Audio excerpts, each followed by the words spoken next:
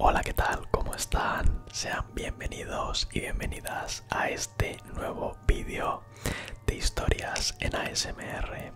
Hoy pasaremos a hablar acerca de la vida y de la historia de Theodore Robert Cowell, mayormente conocido como Ted Bundy.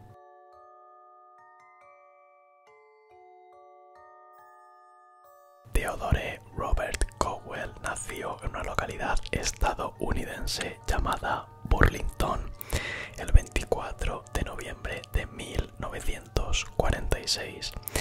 Este era hijo de Eleanor Louise Cowell cuando ella era muy joven y el padre se desconoce por completo. Theodore fue criado por sus abuelos y se le hizo creer tanto a él como al resto de la sociedad que su madre era en realidad su hermana. Al parecer su abuelo era un tanto violento y agresivo y maltrataba a su abuela, por lo que se crió en un entorno completamente agresivo, algo que no le traería nada bueno posteriormente. En el año 1950 se mudaría junto con su madre a Washington, donde allí un año más tarde ella contrajo matrimonio con John Bundy. Theodore sería adoptado por parte de John Bundy y por lo tanto recibiría su apellido. Cabe destacar que su padre adoptivo no llegó a tener nunca una buena vinculación afectiva y amorosa con él, debido a un rechazo continuo y a toda la violencia que se producía de manera intrafamiliar. Ted empezó ya desde muy temprano, desde la infancia, a manifestar una personalidad completamente retraída e infantil, con muy poco contacto social, por lo que esto sería síntomas de tener un trastorno disocial. Fue manifestando un comportamiento realmente cruel, llegando a entretenerse capturando, matando, mutilando y descuartizando animales. Si os fijáis bien, este comportamiento también lo tenía Jeffrey Dahmer, como hablamos en el episodio anterior, que él también cazaba animales, pero para poder estudiar y comprobar qué era lo que tenían en su interior. Ted Bundy se inscribió en la universidad y empezó a estudiar allí el grado de psicología, y resultó ser un área en el que él era muy buen estudiante. En el año 1967 Ted Bundy se enamoró en la universidad de una compañera suya de clase que se llamaba Stephanie Brooks. Acordaros de este nombre porque lo vamos a estar utilizando durante prácticamente toda la historia. Sin embargo, 2 años más tarde ella se licenció y terminaría por dejar la relación debido a la inmadurez de Bundy y la falta de objetivos claros a perseguir. Bundy llegó un momento en el que estaba muy obsesionado con ella, incluso le escribía y le mandaba un montón de cartas con tal de volver a conquistarla. Tenemos que destacar que durante este año Bundy abandona los estudios y empieza a trabajar en un montón de sitios distintos, pero no dura demasiado tiempo en ninguno de ellos.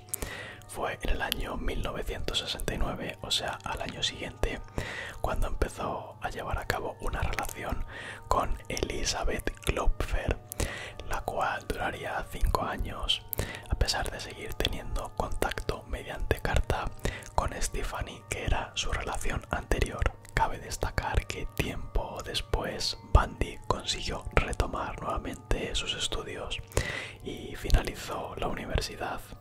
Además, en el año 1973 se inscribió de nuevo, pero en otra universidad que era la de Washington, donde allí comenzaría a estudiar Derecho.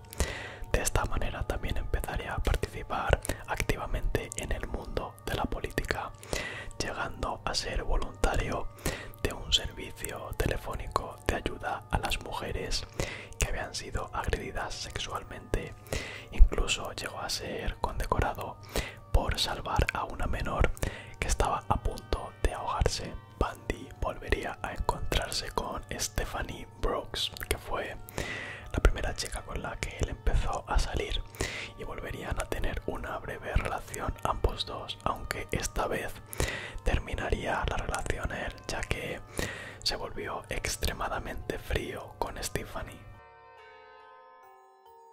A continuación comenzaremos a hablar acerca de los asesinatos que llevó a cabo Bundy, y es que los primeros asesinatos documentados de este asesino en serie no ocurrirían hasta el año 1974, aunque la policía sospechaba que pudo estar involucrado en otros casos anteriores a este año, pero de manera oficial comenzarían en el año 1974, cuando Bundy aún se encontraba en la universidad.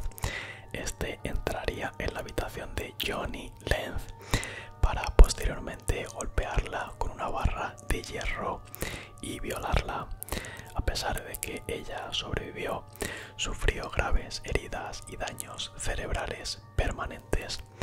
Este procedimiento es el que llevaría a cabo también con Linda Ann Haley, a quien en este caso llegaría a matarla. Hizo desaparecer el cadáver, aunque no llegó a limpiar del todo bien la sangre. Y bueno, esta muerte fue la que daría el inicio a una cadena de asesinatos en la que fueron desapareciendo un montón de jóvenes, todas ellas chicas estudiantes, siendo alguna de ellas las que os voy a decir a continuación, que las tengo aquí apuntadas: Carol Valenzuela, Nancy Wilcox, Susana Rancourt, Donna Mason, Laura Aime, Brenda Ball, Georgian Hawkins, Melissa Smith o Karen Campbell, entre otras muchas que él siguió asesinando.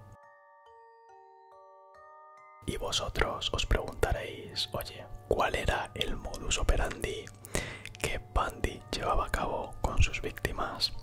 Pues muy sencillo. Su modus operandi se basaba principalmente en seguir a las víctimas y secuestrarlas hasta llevarlas a su casa, y allí las estrangularía. Sin embargo, con el tiempo y viendo la facilidad que él tenía para poder manipularlas, debido a que era una persona realmente atractiva y con mucho carisma, pues fue cogiendo más confianza en sí mismo y empezó a buscar las víctimas incluso durante el día. ¿Sabéis lo que hacía? Es que él simulaba que tenía un brazo roto y a las víctimas pedía ayuda para que les ayudaran a llevar las cosas que él tenía a su coche. Normalmente solía escoger a mujeres jóvenes, morenas, de pelo largo. Estas características se asemejaban muchísimo tanto a su madre como a su primera pareja, Stephanie Brooks. Veis, como os digo, que el nombre de Stephanie va a estar presente durante toda la historia, y es que es un dato muy importante. Las víctimas eran violadas y posteriormente descuartizadas, llegando a conservar numerosas partes del cuerpo e incluso conservaba la cabeza como un trofeo de sus crímenes. ¿Os acordáis de lo de la cabeza? Jeffrey Dahmer también llegó a un punto en el que coleccionaba las cabezas de sus víctimas. Tampoco era raro que Bundy mantuviese relaciones sexuales con los cuerpos una vez que ya estaban completamente muertos. También se podía apreciar la presencia de mordiscos por parte del asesino en los cuerpos de las víctimas. Durante el mes de noviembre de 1974, tened en cuenta que seguimos en el mismo año, en 1974, Bundy fingió ser oficial de policía para acercarse a otra joven que se llamaba Carol Darronch y de esta manera hacerla subir a su coche. La joven accedió pensando que se iban a dirigir a la policía, pero se encontró con que Bundy paró el coche en mitad de la carretera e intentó esposarla. Fue entonces cuando Carol Darronch consiguió huir de allí tras un forcejeo junto con Bundy para para evitar que pudiera esposarla. Minutos más tarde ella acudiría a la policía para contar estos hechos que habían sucedido. Esto condujo a que se realizara un primer retrato robot del sospechoso. Dicho retrato hizo que diversos testigos pensaran en Bundy como el autor de los hechos, incluida su novia por aquel entonces, la llamada Elizabeth. A pesar de ello, no se pudo identificar completamente al autor y por lo tanto se terminó por desestimar la posibilidad de que se tratara del asesino. Debido a que no se pudo identificar a Bundy como el autor de este forcejeo y de los posteriores asesinatos, él siguió secuestrando y matando a numerosas jóvenes, variando cada vez más su aspecto y viajando a diferentes estados con el fin de no levantar sospechas. Fue en el año 1975 cuando un coche de policía le dio el alto a Bundy cuando éste circulaba por la carretera y terminó por encontrar diversos elementos sospechosos que lo podían identificar como un posible asesino. Aquellos elementos eran palancas, esposas y cintas con las que él conseguía inmovilizar a las correspondientes víctimas. En ese momento, Bundy fue detenido por la policía y posteriormente sería identificado por Darronch como el autor del secuestro. Llegamos a una parte muy interesante de toda la vida e historia de Bundy, y es que son los juicios a los que él estuvo sometido y las fugas que llevó a cabo. Y es que sí, consiguió fugarse en numerosas ocasiones. En el año 1976 se llevaría a cabo el primer juicio al cual estaría sometido Ted Bundy, en el cual se le juzgaba por el secuestro de Darronch, resultando en una condena de 15 años de prisión. Sin embargo, el análisis del coche en el que fue detenido permitieron que se le hallaran evidencias de la implicación de Bundy en la desaparición y en el asesinato de Melissa Smith y Karin Campbell. Concretamente consiguieron encontrar pelos de ambas mujeres. Esto lo que produjo es que se le sometiera a un segundo juicio, ya con los correspondientes cargos de asesinato. Y es que, fijaros qué inteligente Bundy, y es que él decidió que se quería representar a sí mismo como abogado en el juicio. Fue por ello por lo que se le permitió visitar la correspondiente biblioteca para poder prepararse su defensa ante el juicio. Aprovechó esta situación en la que le dieron uso de la biblioteca para poder escapar, aunque fue atrapado por la policía 6 días más tarde. Bundy volvió a fugarse en el año 1977 y es que esta vez consiguió huir hasta Chicago. Fijaros, o sea, consiguió hasta viajar a Chicago adoptando una identidad completamente distinta. Ya os he dicho anteriormente que él iba cambiando su aspecto para poder llevar a cabo los asesinatos, pues en este caso cuando se fugó también lo hizo. Volvió a matar durante este momento y en esta ocasión atacó a 3 jóvenes que se encontraban en una fraternidad universitaria. Una de ellas consiguió sobrevivir y también secuestró y mató a una joven de 12 años que se llamaba Kimberly Leach, por la cual posteriormente también se llevaría a cabo un juicio contra él. Después de esto, Bundy fue detenido nuevamente en un hotel de Florida. Se debió principalmente a que se consiguió identificar la matrícula de su coche. En este momento sería juzgado el 25 de junio de 1979 por un nuevo asesinato. Se le permitió ejercer su propia defensa, aunque había una numerosa cantidad de pruebas existentes en contra suya, como por ejemplo marcas de mordedura en los cuerpos de las víctimas y la dentadura de Bundy. Debido a todo esto, terminaron conduciendo a que fuese declarado culpable y condenado a morir en la silla eléctrica. A continuación vamos a pasar a hablar de la etapa final de la vida de Bundy, y es que la ejecución de Bundy tardaría unos cuantos años en llegar. Y os preguntaréis por qué. Pues esto es debido a que Bundy intentó retrasar todo lo posible su fecha de ejecución de una manera muy tonta, pero que realmente funcionaba. Y es que confesó múltiples asesinatos, y el problema es que algunos de ellos eran reales, pero otros no lo eran. Lo utilizaba principalmente para ganar muchísimo más tiempo. Ofrecía también pistas sobre la localización de los cuerpos que él había asesinado, y también colaborando con la policía para de esta manera poder ganar aún más tiempo. Se le atribuye un cargo de 36 asesinatos que Bundy llevó a cabo, aunque la policía sospecha que pudo haber muchísimos más. Y fijaros, porque llegamos a un momento súper loco de la vida de Bundy, y es que Bundy llegó a tener una cantidad de fans enormes, y él recibía muchísimas cartas en la cárcel de todos estos fans que decían que lo amaban.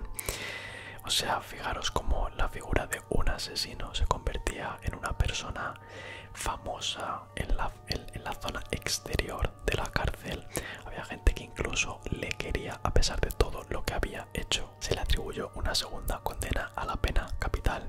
Fue debido principalmente a la muerte y el asesinato de la joven Kimberly Leach. Y ahora, con lo que más me explota la cabeza, es que Bundy contrajo matrimonio estando en la cárcel con Carol Ann Boone, que era una de las numerosas fans que él tenía y que creían en su inocencia. Fijaros por dónde terminarían teniendo una hija. Bundy llevó a cabo numerosas entrevistas con psiquiatras en las cuales narró su vida y se analizó el estado mental del mismo. Los test utilizados para poder observar todo este comportamiento indicarían inestabilidad emocional, impulsividad, inmadurez, egocentrismo, complejo de inferioridad y ausencia de empatía, entre otras y tantas características que se le atribuían. Por último, Ted Bundy confesó que tenía una gran adicción a la pornografía con tintes sádicos, o sea, a la pornografía con violencia, así como que los asesinatos de mujeres jóvenes, morenas y de pelo largo correspondían con la ira que sentía hacia mujeres que lo habían dejado abandonado, como era el caso de su madre y de su primera novia, Stephanie Brooks. Fijaros cómo el nombre de Stephanie continúa apareciendo hasta el final de la historia de Ted Bundy. Finalmente fue ejecutado el 24 de enero de 1989, y de esta forma se pondría fin a la historia y vida del asesino en serie Ted Bundy. Y bueno, hasta aquí este nuevo episodio de Historias en ASMR. Dejadme en los comentarios si os ha gustado esta historia, ya que muchos me lo estabais pidiendo. Rubén, por favor, trae la historia de Ted Bundy. Pues aquí la tenéis. Recuerda dejar un buen like en el vídeo y, como os digo, un comentario. Además, acordaros de que dentro de poco finaliza el plazo para entregar las participaciones para el ASMR con suscriptores, concretamente el día 31 incluido. Así que si quieres participar, aprovecha